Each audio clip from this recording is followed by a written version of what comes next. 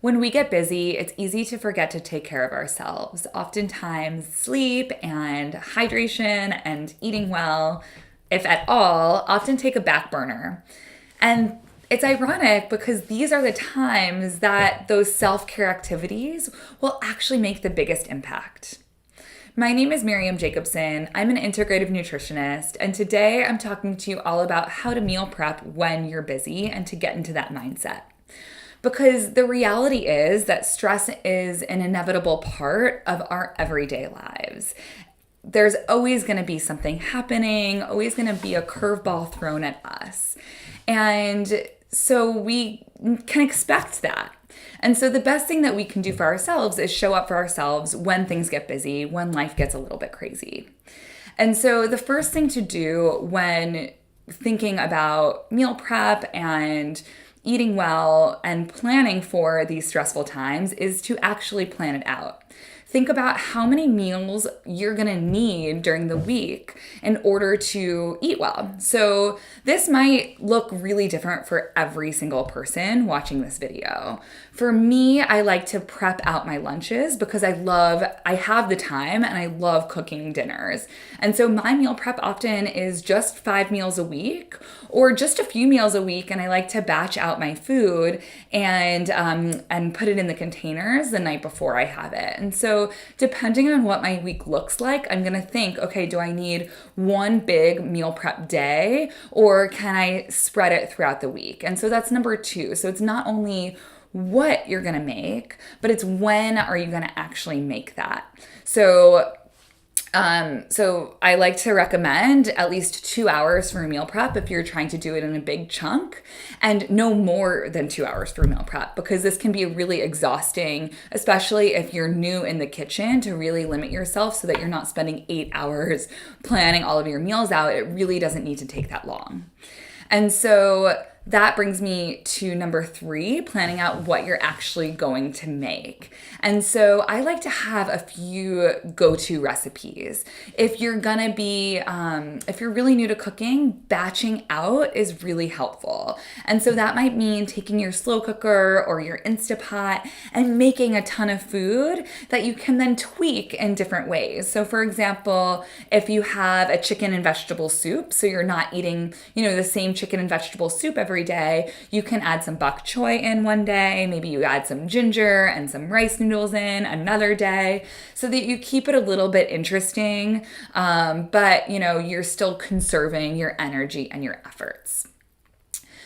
When you're actually grocery shopping, and this goes to part of like those go-to meals and go-to recipes that can be really helpful. So when you're actually grocery shopping, really using those like pre-chopped, pre-cooked vegetables for this. And so I actually really love Trader Joe's for exactly this reason, because they have a lot of awesome pre-chopped and pre-processed, pre-washed foods. And so you can find, some pre-washed spinach, you can find some cauliflower rice, you can even get like cabbage slaw. And so for me, I know that most of the time spent in my kitchen is washing and processing fresh vegetables.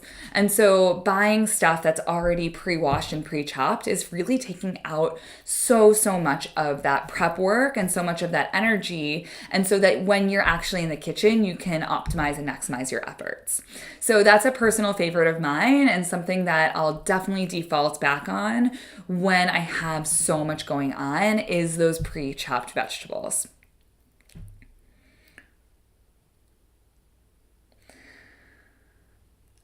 The other thing is, make this a process that you're looking forward to. And so is there a ritual that you can build around meal prep? I know for a lot of people, it's just like another thing to check off their list, but having something fun and engaging around it makes it a process you're actually looking forward to. So how do you actually do this? For me personally, I love listening to podcasts and listening to music and actually watching old reruns of some of my favorite TV shows like Friends. I just think it's a really fun way to pass time and to turn my brain off sometimes and just to think about different things. If you're a more social person, this might mean involving people around you, especially if you know, have children or a family. This is a really great one. So you can get your children to start prepping food for you. And no, I don't mean giving them like your 9-inch chef's knife. You know, if they're really little kids, you can give them a head of lettuce to then like tear up. Or I remember some of my best memories growing up in the kitchen were actually snapping the little tops off of the green beans. And so I really, really loved doing that with my mom when we were growing up. And I know like my sister, I don't have kids, but my sister has a family and she's really good at involving her children in cooking. And it really does make them appreciate whole and fresh foods too. And so that's a really cool one that you can involve your family and start increasing their health as well, while also taking care of yourself.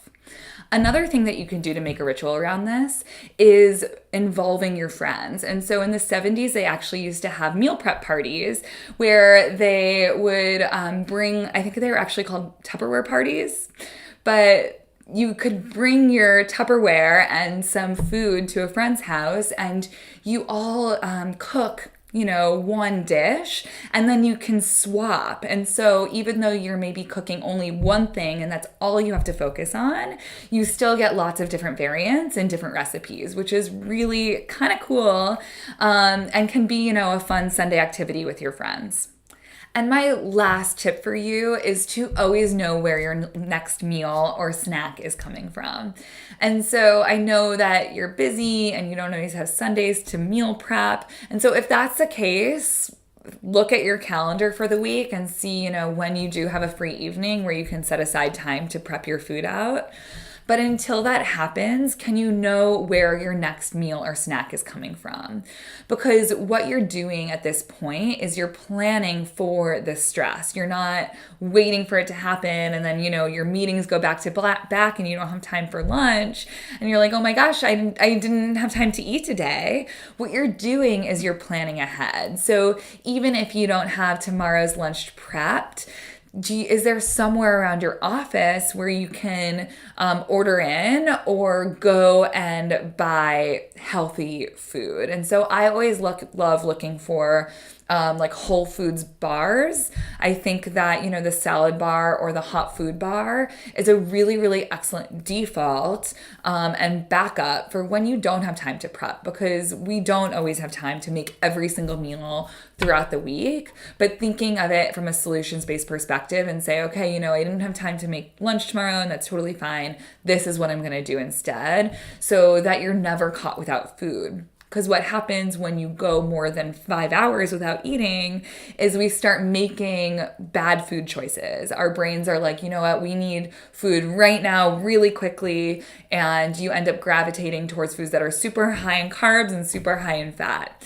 And so by thinking ahead and knowing where your next meal or where your next snack is coming from is really like nipping that in the butt, right? And saying, okay, what is the solution here, rather than, oh, I didn't eat today and so I made poor decisions. It's putting you less in that victim position and more in one of empowerment.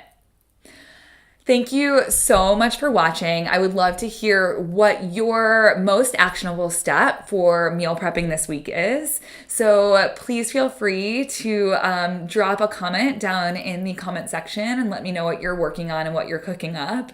And thank you so much. If you liked this video, definitely please subscribe and I'll see you guys soon.